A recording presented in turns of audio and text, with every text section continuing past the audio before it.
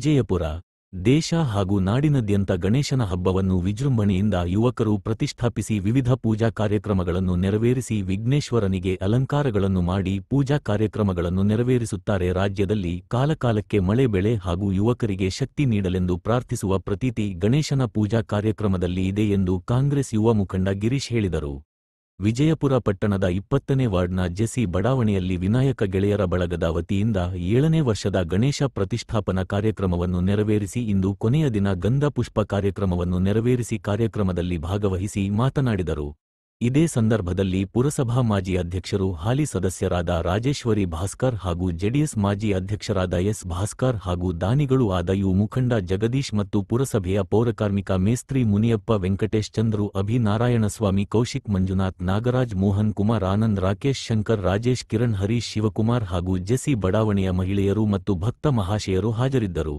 ಇದೇ ಸಂದರ್ಭದಲ್ಲಿ ಜೆಸಿ ಬಡಾವಣೆಯ ಮಹಿಳೆಯರಿಂದ ರಂಗೋಲಿ ಬಿಡಿಸುವ ಕಾರ್ಯಕ್ರಮ ನಡೆಸಲಾಯಿತು. ಗಣೇಶನಿಗೆ ಹಿಮಾಲಯ ಪರ್ವತ ಅಲಂಕಾರವನ್ನು ಮಾಡಲಾಗಿತ್ತು.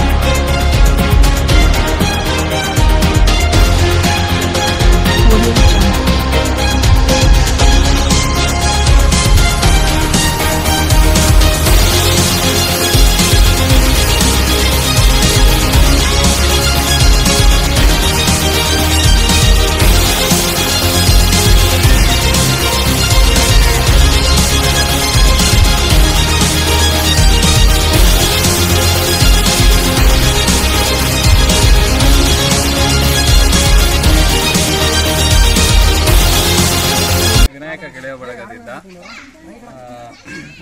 ಗಣೇಶೋತ್ಸವ ಮಾಡ್ತಾ ಇದ್ದಾರೆ. ಇವತ್ತು ಗಣೇಶ ಉತ್ಸವನೇ ಅನ್ಬೇಕು, ಆ ರೀತಿ ಡೆಕೋರೇಷನ್ ಮಾಡಿ ಅಲಂಕಾರ ಮಾಡಿ ನಮ್ಮ ಸಂಸ್ಕೃತಿ ಏನಿದೆ ಅದನ್ನು ಕಾಪಾಡಿಕೊಂಡು ಎಲ್ಲ ಹೆಣ್ಮಕ್ಳೆಲ್ಲ ಸೇರಿ ಒಂದು ಒಗ್ಗಟ್ಟಂತ ತೋರಿಸೋದಕ್ಕೆ ನಮ್ಮ ರಂಗೋಲಿ ಹಾಕಿ ಆಮೇಲೆ ಇಲ್ಲಿ ಒಂದು ಏಕತೆ ಅಂತ ತೋರಿಸಿದ್ದಾರೆ.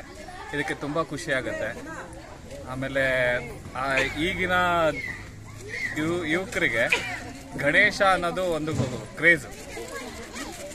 ಈ ಗಣೇಶ ನಾವು ಯಾವಾಗ ಇಟ್ಟು ಒಂದು ಸಂಭ್ರಮ ಆಚರಿಸ್ತಿರೋ ನಮ್ಮಲ್ಲಿ ಒಗ್ಗಟ್ಟುತನ ಅನ್ನೋದು ಜಾಸ್ತಿ ಆಗುತ್ತೆ.